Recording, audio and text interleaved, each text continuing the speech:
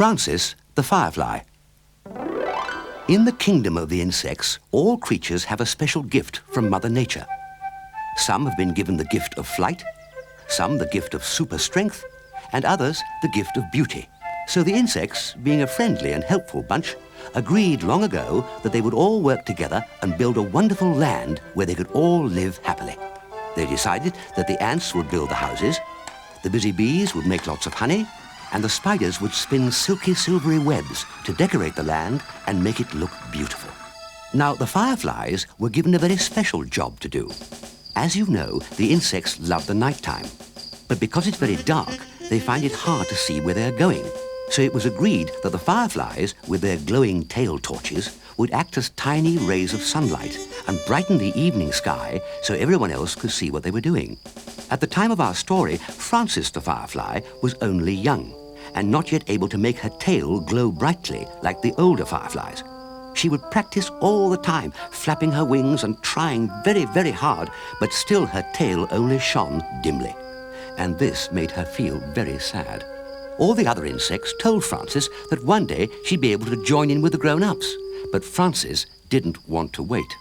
One evening, Francis was sitting on a twig, feeling very sorry for herself, when Cocky Roach appeared. Cocky was a very naughty young cockroach, always in trouble. He knew why Francis was upset and thought he would trick her into joining him in one of his rotten games. "Come with me, Francis," he said. "I'll show you how to light up the night." Francis couldn't resist. Cocky took Francis back to his hiding place and pulled back a leaf. There, to her surprise, was a box of matches. "My mummy left these on the table at home last week and still hasn't noticed they're missing. With these, you can really burn brightly." Francis had been told many times how dangerous matches could be, but Cocky had her under his spell. She wanted so much to be like the grown-up fireflies. She took a match from the box and, with Cocky's help, lit it.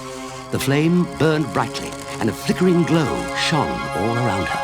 Delighted with her newly found torch, she took to the sky. "Have fun, Francis," Cocky yelled.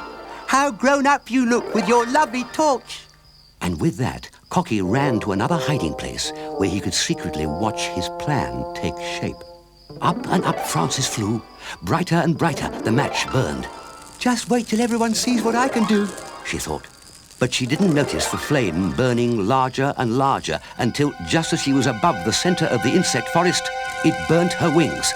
The pain was so bad that Francis instantly dropped the match from her grasp and it fell to the ground. It landed on a pile of twigs that the ants had gathered, and of course they started to burn. It was only a matter of minutes before the whole forest was burning. All the good work that the insects had done was ruined. The houses were destroyed, the honey factory in cinders, and even worse, many insects were very badly burned. The next morning, when the fire had finally been put out, the insects held an emergency meeting. King Chrysalis, a very grand butterfly who ruled the insect kingdom, rose up to speak. Francis, her wings all black and burned, sat below, feeling very ashamed and still in a lot of pain. The king asked the insects to rebuild their land and make it beautiful again. It was decided that Francis had learned her lesson and that she should not be punished further. But she knew that it would be a long time before she'd be able to fly again. "I hope now," King Chrysalis said to Francis, "that you realize how dangerous fire can be." Indeed, she did. In time, Francis helped the rest of her friends to rebuild their kingdom. She was also given her own job to do. Every now and then, she would gather up all the younger insects and tell them her story. They would sit and listen to the tale and understand why they should never play with matches. And as for Cocky Roach, he was sent away from the insect kingdom forever, and even today can sometimes be found scuttling amongst the litter bins and cupboards in towns and villages, looking for something to eat. Remember, never play with matches.